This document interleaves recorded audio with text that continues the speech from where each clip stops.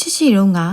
ဝေးလံနဲ့ရွာလေးတရားမှာအိမ်မှုကိစ္စလုပ်ရတာကိုအယမ်းပြင်းပြီးစကားကိုလှည့်ပတ်ပြောဆိုတတ်တဲ့အမျိုးသမီးတစ်ယောက်ရှိတဲ့။အဲ့ဒီအမျိုးသမီးမှာအမ်မီလီနဲ့အမ်မာဆိုတဲ့သမီးနှစ်ယောက်ရှိတယ်။အမ်မာကတော့အလောက်ကင်မရှိပြင်းရီပြီးအမေဖြစ်သူရဲ့အာယုံစိုက်မှုကိုအမြဲတမ်းလိုချင်နေတဲ့မိန်းကလေးတစ်ယောက်ပေါ့။အမ်မီလီကတော့ဆန့်ကျင်ဘက်ပဲ။သူမကအရန်ကိုအလုပ်ကြိုးစားပြီးထူးချွန်တဲ့မိန်းကလေးတစ်ယောက်ပါ။ဒါပေမဲ့သူတို့အမေကအမ်မာကိုပိုငယ်တဲ့အတွက်အမ်မီလီထက်အမ်မာကိုပိုချစ်တယ်။အမ်မာကိုအခုထိကလေးလေးလိုပဲမြင်နေပြီးမဆူရက်မငေါက်ရက်ဘူး။အဲ့ဒီအတွက်ကြောင့်အမ်မီလီကအိမ်မှုကိစ္စအားလုံးကိုလုပ်ခဲ့ရတယ်။အမေဖြစ်သူကအမ်မီလီကိုဟင်းချက်ခိုင်းပြီးအရသာကိုသူ့စိတ်တိုင်းမကြမချင်းပြန်ချက်ချေလို့အမြဲပြောလေးရှိတယ်တဲ့။တနေ့တော့အမ်မီလီအလုပ်လုပ်နေတော့အမေဖြစ်သူကအော်ငေါက်လိုက်တယ်။အမ်မီလီ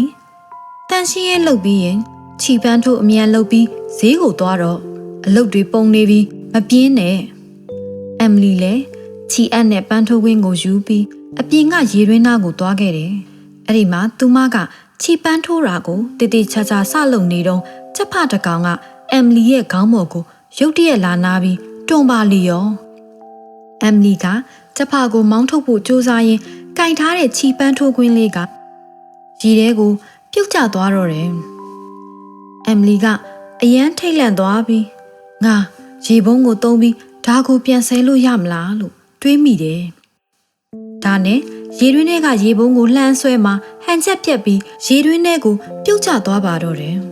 ။သူမမျက်လုံးဖွင့်လိုက်တဲ့အခါရောင်စုံပန်းတွေပြည့်နေတဲ့ဥယျာဉ်ကြီးတစ်ခုထဲရောက်နေတာကိုတွေ့လိုက်ရတယ်။လမ်းလျှောက်လာရင်ယုံတကောင်နဲ့တွေ့တယ်။အဲ့ဒီယုံက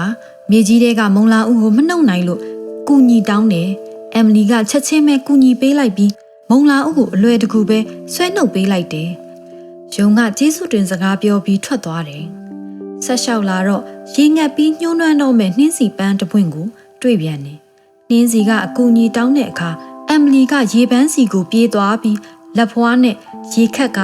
နှင်းစီမြစ်တွေကိုရေလောင်းပေးလိုက်တာပေါ့။နှင်းစီကချက်ချင်းလန်းဆန်းလာပြီးမှုရင်းနဲ့နေထွက်လာတယ်။ဥယျာဉ်နဲ့ဆက်လျှောက်သွားရင်အင်္ဂလိပ်တစ်လုံးကိုလည်းတွေ့တယ်။အိမ်ရှိမှာထူးဆန်းတဲ့အမျိုးသမီးတစ်ယောက်ရှိတယ်။သူမမျက်နှာကကြောက်စရာကောင်းပေမဲ့အမ်မီလီကတတ်တိမွေးပြီးအနားကိုသွားလိုက်တယ်တဲ့။အဲ့ဒီအမျိုးသမီးကပြုံးပြီးမကြောက်ပါနဲ့သမီး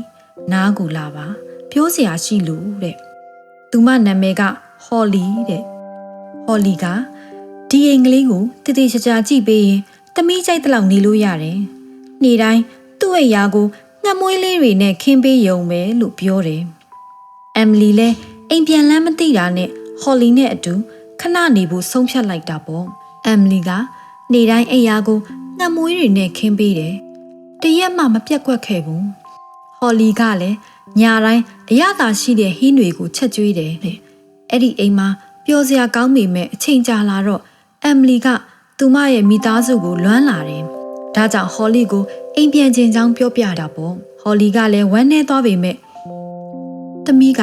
အလုပ်ကြိုးစားပြီးအဖော်ပြုတ်ပေးခဲ့လို့လဲကျေးဇူးတင်ပါတယ်။သမီးကိုအိမ်ပြန်ပို့ပေးမယ်လို့ပြောပြီးရွှေတကားကြီးတစ်ခုစီခေါ်သွားတယ်တဲ့။အမ်မီလီအဲ့ဒီတကားကိုဖျက်ကျော်လိုက်တာနဲ့သူမရဲ့အဝတ်အစားတွေကအသစ်ဖြစ်သွားပြီးတကူလုံးရွှေတွေဖုံးလန်းသွားတယ်။ဟော်လီကဒါသမီးရဲ့စေတနာနဲ့စူးစမ်းမှုအတွက်လက်ဆောင်ပါပြီးတော့ဒါကသမီးရေတွင်းနဲ့ပြုတ်ကျခဲ့တဲ့ပန်းထိုးလေးပဲလို့ပြောပြီးပေးလိုက်တယ်တဲ့အမ်မီလီမျက်လုံးမှိတ်ပြီးသုံးထိရီးတွက်လိုက်တဲ့အခါသူမအိမ်ရှိကိုပြန်ရောက်သွားတယ်။ကျဖကြီးကအမ်မီလီပြန်လာပြီးရွှေစင်မိန်းကလေးပြန်လာပြီးလို့တွန်းတယ်။အမေနဲ့အမ်မာတို့ထွက်ကြည့်တဲ့အခါအယမ်းအံ့ဩသွားကြတာပေါ့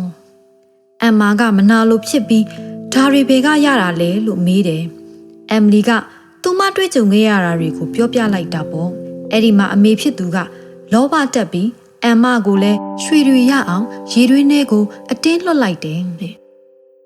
အမ်မာကရေတွင်းထဲကိုခြိပန်းထိုးပစ္စည်းတွေအရင်ပစ်ချပြီးမှခုန်ချလိုက်တယ်တဲ့သူမလည်းအဲ့ဒီဥယျာဉ်ထဲကိုပဲရောက်သွားတာပေါ့